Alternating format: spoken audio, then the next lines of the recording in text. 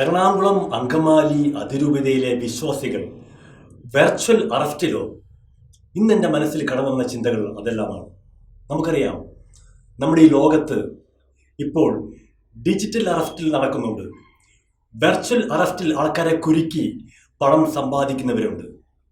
അതുപോലെ എറണാകുളം അങ്കമാലി അതിരൂപതയിലെ വിശ്വാസികളെ ഒരു കപടമായ ആത്മീയമായിട്ടുള്ള അറസ്റ്റിലാക്കി ബന്ദികളാക്കി വെച്ചുകൊണ്ടുള്ള ഒരു വിലപേശലാണ് എറണാകുളം അങ്കമാലി അതിരൂപതയിലെ ചില സഭാവിരുദ്ധരായിട്ടുള്ള വൈദികർ ചെയ്യുന്നത്.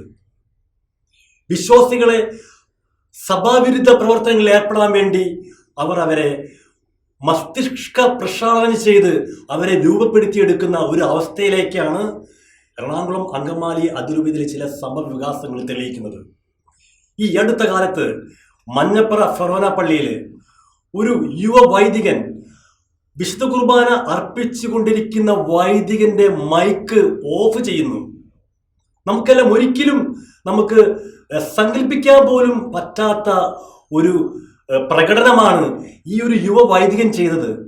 എത്രമാത്രം സഭാവിരുദ്ധതയും വെറുപ്പും ആ വൈദികനിൽ ഉണ്ട് എന്ന് ദ്യോതിപ്പിക്കുന്ന ഒരു കപടമായിട്ടുള്ള, അല്ലെങ്കിൽ മനുഷ്യരെ ലജ്ജിപ്പിക്കുന്ന, വിശ്വാസികളെ പ്രതിസന്ധിയിലാക്കുന്ന ഒരു പ്രകടനമാണ് ആ വൈദികൻ ചെയ്തത്. തീർച്ചയായിട്ടും ആ വൈദികനെ അവിടെയുള്ള ക്യൂരിയ സസ്പെൻഡ് ചെയ്തു. അത് തികച്ചും സ്വാഗതം ചെയ്യുകയാണ്. ഞാൻ പറയാം, എറണാകുളം അങ്കമാലി അതിരൂപതയിലെ ക്യൂരിയ അപ്പസ്തോലിക് അഡ്മിനിസ്ട്രേറ്റർ ആയിട്ടുള്ള ബഹുമാനപ്പെട്ട അഭിമന്യ പിതാവ്, ബഹുമാനപ്പെട്ട ബോസ്കോ പുത്തൂരി പിതാവിനോടൊപ്പം നിന്നുകൊണ്ട് സഭയെ ശരിയായൊരു ട്രാക്കിൽ കൊണ്ടുവരുന്ന ഒരു സമയമാണിത്. ഇന്ന് നമ്മുടെ എല്ലാ വിശ്വാസികളും, സഭയ്ക്കൊപ്പം നിൽക്കുന്ന വിശ്വാസികളും സംഘടനകളും എല്ലാ ആത്മാ വിശ്വാസികളും ഈ ക്യൂരിക്കൊപ്പം നിന്നുകൊണ്ട് അവിടെ സഭയുടെ വിശുദ്ധ കുർബാന നടപ്പിലാക്കാനുള്ള പ്രവർത്തികളിൽ ഏർപ്പെടണമെന്നാണ് എൻ്റെ ഒരു പ്രധാനപ്പെട്ട അഭ്യർത്ഥന. ഇന്ന് വിശ്വാസികൾ തമ്മിൽ തെറ്റിദ്ധരിപ്പിച്ച്, അവരെ തമ്മിൽ അടുപ്പിച്ച്, ഇവരുടെ കപടമായ വിശ്വാസ സംഹിതകൾ ഇഞ്ചക്ട് ചെയ്യുന്ന ഒരു അവസ്ഥയാണ് എറണാകുളം അങ്കമാലി അതിരൂപതയിലെ ചില വൈദികർ ചെയ്യുന്നതെന്ന കാര്യം നമുക്ക് മനസ്സിലാക്കാം. തീർച്ചയായിട്ടും ദൈവത്തോട് ഇരട്ടി കണക്ക് ഈ വൈദികർ ബോധിപ്പിക്കേണ്ടി വരും. അവർ എന്താണ് ചെയ്യുന്നത്? ഓരോ വിശ്വാസിയും അവർ കയ്യിലെടുത്തുകൊണ്ട് അവരുടെ വിശ്വാസത്തെ അവഗണിച്ച് അവരുടെ അവകാശങ്ങളെ ഇല്ലാതാക്കിക്കൊണ്ട് സഭയ്ക്കെതിരെ പടപൊരുതുവാനായിട്ട് വിശ്വാസികളെ വളർത്തിക്കൊണ്ടുവരുന്ന ഒരു സംവിധാനമാണ് ചില വൈദികർ എറണാകുളം അങ്കമാലി അതിരൂപതയിൽ ചെയ്തുകൊണ്ടിരിക്കുന്നത്. തികച്ചും സഭയെ പ്രതിസന്ധിയിലാക്കുന്ന ഒരു അവസ്ഥയാണ്. നമുക്കറിയാം, പരിശുദ്ധ പിതാവ് ഫ്രാൻസിസ് മാർപ്പാപ്പ പറഞ്ഞു, മക്കളെ, നിങ്ങൾ ഈ വിശുദ്ധ കുർബാന അർപ്പിക്കണം, സഭയോടൊപ്പം നിങ്ങൾ നിൽക്കണം.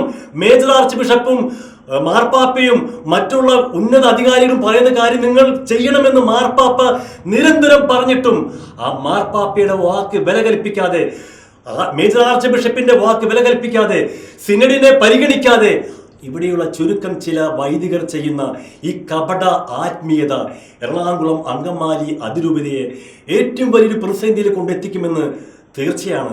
അതുകൊണ്ട് തീർച്ചയായിട്ടും ഇത്തരം വൈദികരുടെ ഈ കപടമായിട്ടുള്ള ആത്മീയമായിട്ടുള്ള വെർച്വൽ അറസ്റ്റിൽ ഒരു വിശ്വാസിയും ചെന്ന് പെടരുതെന്ന് ഞാൻ അഭ്യർത്ഥിക്കുകയാണ്.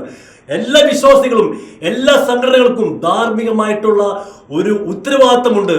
സഭ പറഞ്ഞ ആ വിശുദ്ധ കുർബാന, ആ ഏകീകൃത കുർബാന എറണാകുളം അങ്കമാലി അതിരൂപതയിൽ എല്ലാ ഇടവുകളിലും അർപ്പിക്കുവാനായിട്ടുള്ള ഒരു പ്രവർത്തനക്ഷമത, അല്ലെങ്കിൽ അങ്ങനെയുള്ള വിശ്വാസം അവിടെയുള്ള വിശ്വാസികൾ കാണിക്കണം. എന്നെ പലപ്പോഴും അത്ഭുതപ്പെടുത്തിയൊരു കാര്യമുണ്ട്. ഇത്രയധികം വിവരവും വിദ്യാഭ്യാസമുള്ള വിശ്വാസികൾ കേവലം സഭാവിരുദ്ധരായിട്ടുള്ള വൈദികർ പറഞ്ഞു കേൾക്കുന്ന ഈ ജൽപ്പനങ്ങൾക്കും ഈ സഭാവിരുദ്ധതയ്ക്കും കൂട്ടുപിടിച്ചുകൊണ്ട് സഭയെ തള്ളിപ്പറയുന്ന അവസ്ഥ.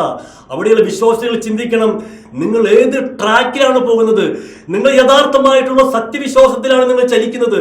നിങ്ങൾ കത്തോലിക്ക വിശ്വാസത്തിന്റെ ആ സഭയുടെ നിയമങ്ങൾ നിങ്ങൾ അനുസരിക്കുന്നുണ്ടോ? പ്രിയപ്പെട്ട വിശ്വാസികളെ, നമുക്ക് സഭാവിരുദ്ധ പ്രവർത്തനം ഏർപ്പെടുന്ന വൈദികരെ അനുസരിക്കാൻ നമുക്ക് യാതൊരു ഉത്തരവാദിത്വവുമില്ല. അങ്ങനെയുള്ള നമ്മളെ തെറ്റിദ്ധരിപ്പിക്കുന്ന, നമ്മളെ വിശ്വാസത്തിൽ നിന്ന് അകറ്റുന്ന ഈ വൈദികരെ മാറ്റി നിർത്താനുള്ള, അല്ലെങ്കിൽ അവർ ചെയ്യുന്നത് തെറ്റാണെന്ന് പറയാനുള്ള ഒരു ധാർമ്മികത, ഒരു ധീരത എറണാകുളം അങ്കമാലി അതിരൂപതയിലെ വിശ്വാസികൾ കാണിക്കണം. ഒരിക്കലും നിങ്ങൾ ഈ വൈദികരുടെ തട്ടിപ്പിന് വിധേയരാകരുത്. നിങ്ങളെ ബന്ദികളാക്കി വെച്ചുകൊണ്ട് സഭയ്ക്കൊപ്പമുള്ള വിശ്വാസികളെ ബന്ദികളാക്കി വെച്ചുകൊണ്ട് അവരെ വെർച്വൽ അറസ്റ്റിലാക്കിക്കൊണ്ട് അവരെ ഡിജിറ്റൽ അറസ്റ്റിലാക്കിക്കൊണ്ട് അവരെ ആത്മീയമായ ഒരു അറസ്റ്റിലാക്കിക്കൊണ്ട് കപടമായ ആത്മീയതയുടെ ഒരു അറസ്റ്റിലാക്കിക്കൊണ്ടാണ് വൈദികർ തങ്ങളുടെ കാര്യങ്ങൾ നേടുന്നത്. തീർച്ചയായിട്ടും ഇത്തരമൊരു സഭ വികാസം കത്തോലിക്ക സഭയിൽ ഒരിക്കലും അനുവദിച്ചു കൊടുക്കാൻ പാടില്ല. ഒരു കാര്യം ഞാൻ വ്യക്തമാക്കാൻ ആഗ്രഹിക്കുകയാണ്. ഇത്തരം സഭാവിരുദ്ധ പ്രവർത്തനങ്ങളിൽ ഏർപ്പെടുന്ന വൈദികർ തീർച്ചയായിട്ടും അവർ മരിച്ചു പോകുമ്പോൾ ദൈവസന്നിധിയിൽ അവർ ഇരട്ടി കണക്ക് ബോധിപ്പിക്കേണ്ടതായിട്ട് വരും.